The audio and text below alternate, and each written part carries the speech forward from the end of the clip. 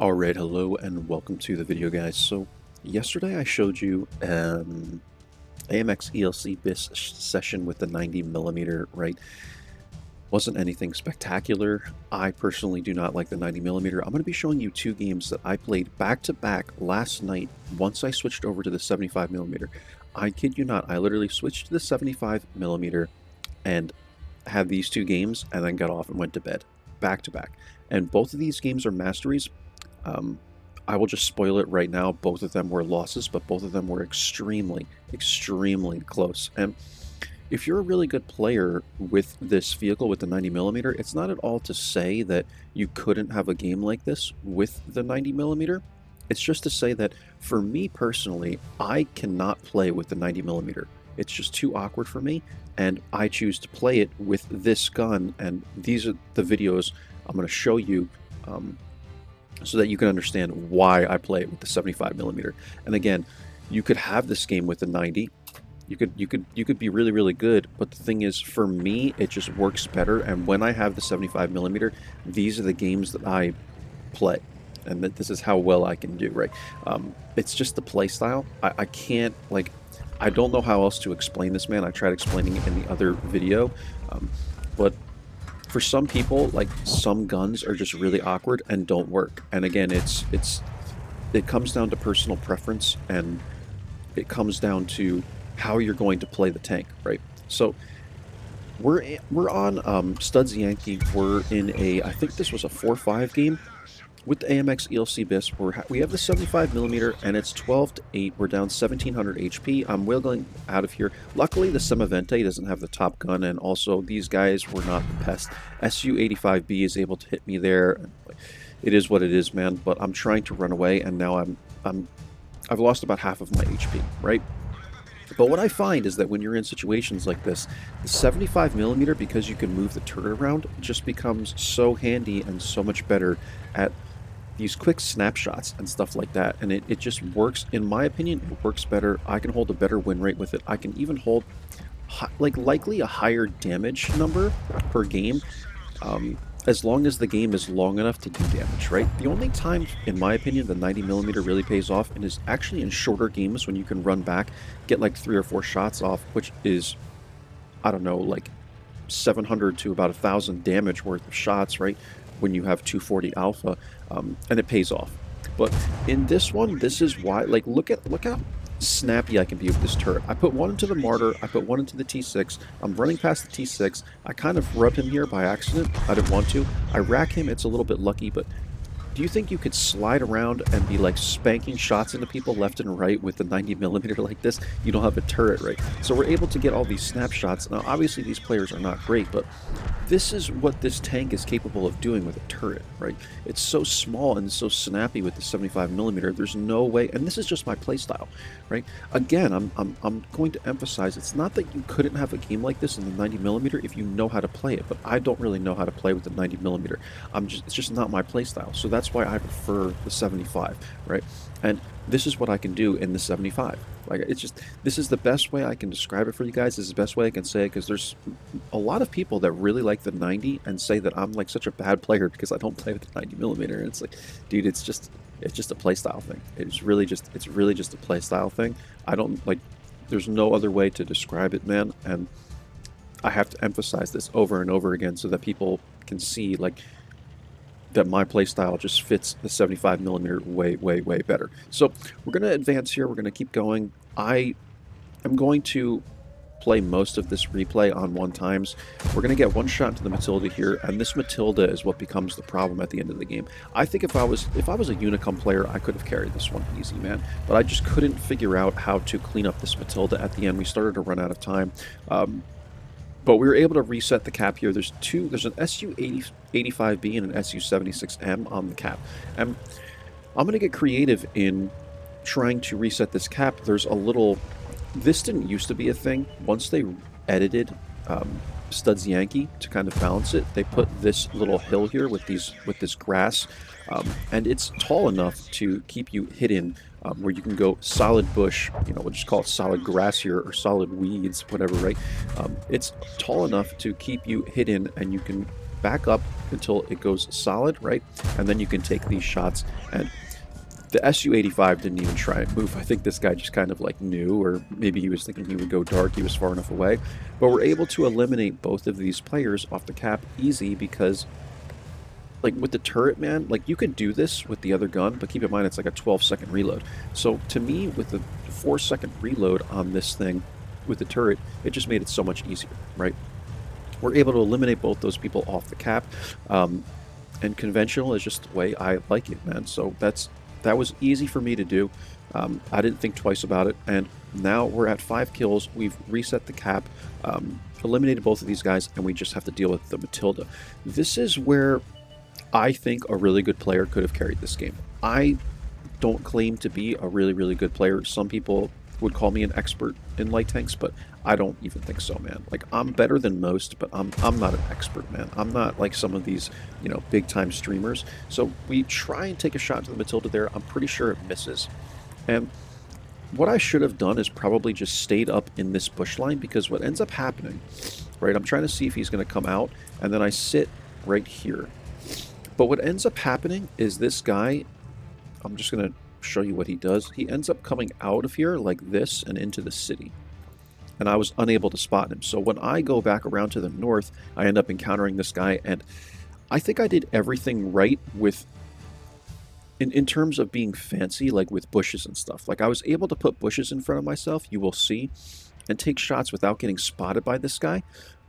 But it just got to a point where I ran out of time. I didn't have enough time, and I think I should have tried to be more aggressive in this situation. But I had 170 HP, and the Matilda started at like 500 something, right? So it's just a bit challenging, man. You would think like I'd be able to take care of a Matilda, but surprisingly, with how much HP he had, I just wasn't able to do it.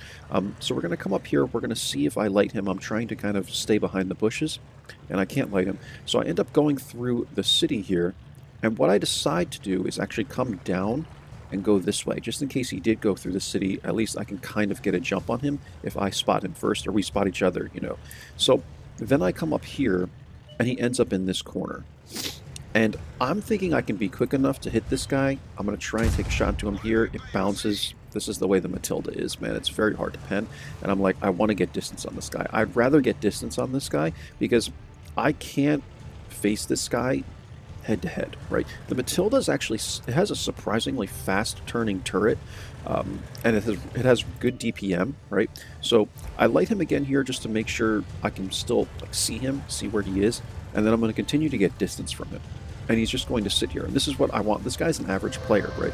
So what I want to do is determine like exactly what this guy's going to be doing, and then I can relight him as I come up here, and then put the grass. See where I'm gonna put this grass in between me and him, and try and take these shots. That one misses.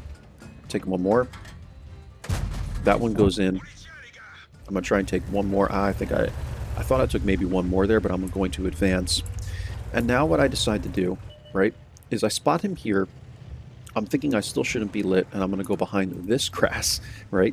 And I'm going to try and take shots at this guy, but then there ends up being hard cover, and it's just like, it's so tricky, man. It was just a really tricky situation. So I tried to take a shot at him here, but then there was hard cover. And we just started running out of time, man. There was nothing else I could really do. So he's at 380 HP, 388 HP. We only have a minute left in the game, and I don't play for draws, man. So I wasn't aggressive enough, I think, with this particular situation, and I ended up just YOLOing it. There's 50 seconds left. There's not enough time, in my opinion, to be fancy with this anymore. So I come after him here, and look how fast his turret turns. You see that? I'm able to put one into him there. I get around him here, but then he kills my commander. And on this vehicle, the thing is, and I bounce him here, and then he just wrecks me, man. Because the Matilda, like I said, guys, the turret turns so fast, but once he killed my commander, you can't turn the tank, right? Because there's only two operators of this vehicle. You have a driver and you have a commander. So he killed my commander, and regardless of whether the commander or the driver dies, the handling of the vehicle, like, halves, right? So I'm trying to keep turning and go around him, but I just couldn't. I didn't have the speed. If he didn't kill one of my operators of the tank, one of my crew members, I feel like it might have been a lot closer. I'll say that. I still don't know if I would have been able to successfully rotate around this guy. But yeah, man, I just ran out of time. I just didn't play it right. It was kind of a misplay. I feel like a really good player might have been able to do this, but again, the Matilda had a lot of HP, and I think to get this far, we did pretty well. So visible, we did 2743. You will see in the end plates, it was like almost 3,000 damage, and here you go, guys. Like, this is what happens for me when I put a turret on this thing, or I'm able to use the turret 360, right? And it's just the way I play it, man. Some people would prefer to stick the 90mm on this thing. It just doesn't work for me. And this is how I like to play my light tanks. So this is why I prefer having a turret. So we'll get out of this game, exit out. I'll show you these end plates real quick. Hopefully you don't see any other spoilers on my desktop. And 2,896 damage, 10 module damage, 5 kills, mastery, high caliber, and this is, I think, for the other game. Must have got these mixed up. But anyway, this is the end plates for this one. And let me see if I can find, maybe it's this one here. Yeah, 2,896 damage, 5 kills, 828 experience, guys, on a loss, right? So I'm just showing you one example. I'm going to show you one more now.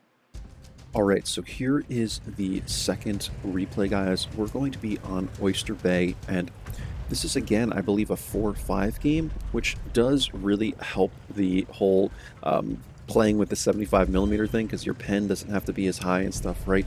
And it just, when you're top tier, at tier 5, like, tanks are just not that great at this tier. But it's just another example to show you guys. We were down... how many tanks here, man? 6 tanks and down 1,000 HP, right?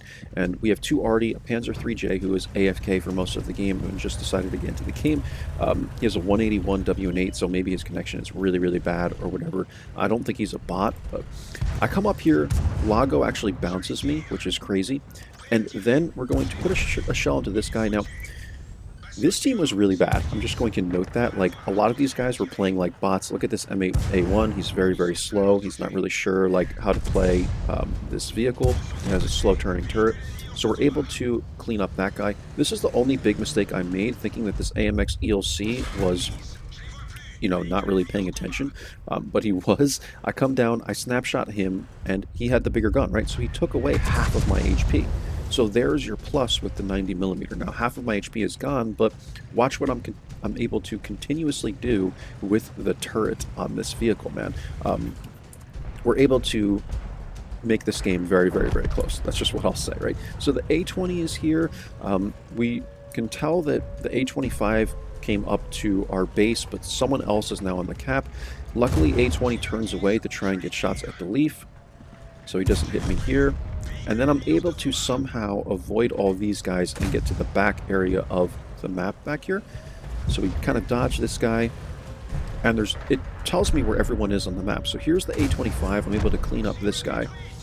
And now we're in a situation where a lot of these guys are one-shots, so this should be easy. Watch this shot that the one leaf hits on me, man. Watch this shot. This is what really ticks me off about freaking Leafs, man.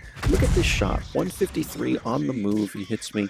Just absolutely insane. Good aim by him, man. And luckily he didn't pen, but I'm telling you, these Leafs, man, will literally cause you to throw games. The amount of games I've thrown to LEFs, man, I couldn't count it, right? I couldn't count it. So I get in the bushes here. All these guys have moved. The Panzer 38 is here. I'm hoping I can pull back like so and get a shot at this guy, but he goes behind the rock there. Luckily, the P43 appears perfectly for me. And now I'm going to go after the Panzer, because I'm pretty sure the M10 wouldn't be here quite yet. So I'm going to go after the Panzer, and then we'll figure out what to do with the M10 after that. He ends up throwing himself off the cliff because he knows that I'm coming for him, is what it is, man. And now the M10, I think, is either going to come from here or come from here. So I'm kind of going around this way, and then luckily I proxy light him before I go around the corner, and we're able to snapshot him. And this is what I mean with this 75, guys. Like, you can't go around doing all these little snapshots, man. Like, the turret just doesn't turn enough. You can do snapshots. Like, I'm not saying you can't run straight at tanks, auto-lock them, shoot, and kind of, like, run past them, but doing all these little snapshots, like, there's no way, at least for me, that I could have had anything close to this game with the 90mm, trying to run around and take all these snapshots and, like, slide around and, you know, go around people. Like, it just doesn't work for me like that. So I'm going to advance. I'm going to show you what happens with the Leafs. Unfortunately, we are outplayed by the second one, so I'm actually out spotting this guy. Well, he's spotting me, right? But it was like through the bushes, I think, which is just weird. I don't know, man. Like, the Leafs don't have like any concealment, so I guess that makes sense. But they also have good view range, so you have to be careful, right? Like, I'm not playing this with low noise exhaust. I'm playing it with like, let me see, V-stab, rammer, and optics. Still, I have over 40% concealment, but these things have such good view range. It's like you have to be careful, man.